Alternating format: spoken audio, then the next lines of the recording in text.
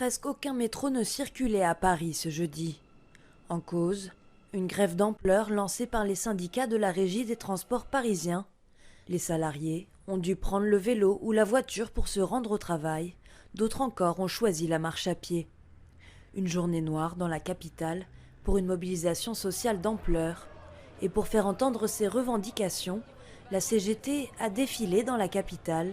Amélioration des conditions de travail, augmentation des recrutements, mais avant tout, ce qu'ils demandent, c'est une revalorisation de leur salaire.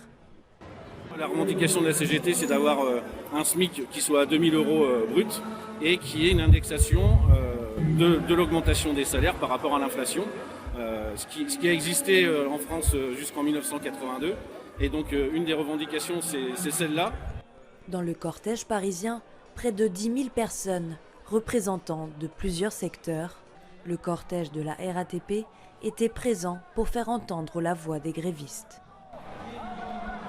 Aujourd'hui, on est dans la rue, mais on est aussi en grève à la RATP. Plus de 60% du personnel est en grève pour une revalorisation salariale, notamment du point d'indice statutaire. Aujourd'hui, on demande, nous, 300 €. En fait, il n'y a pas eu d'augmentation de la valeur du point depuis quasiment 10 ans. Donc, on a une perte de pouvoir d'achat de plus de 13%. Aujourd'hui, l'inflation, elle va passer presque les 7% à la fin de l'année. Autant vous dire que le compte n'y est pas. Si les salaires n'augmentent pas, les bourses non plus. De nombreux étudiants interrompent leur année en cours par manque de moyens.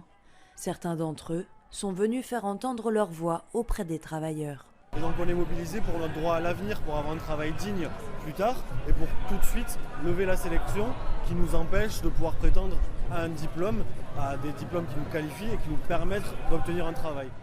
La RATP n'envisage pas de nouvelles hausses de salaire dans l'immédiat.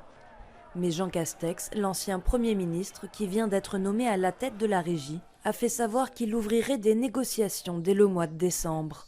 En attendant, la RATP, elle, n'exclut pas le scénario d'une grève illimitée dans les transports parisiens dès la semaine prochaine.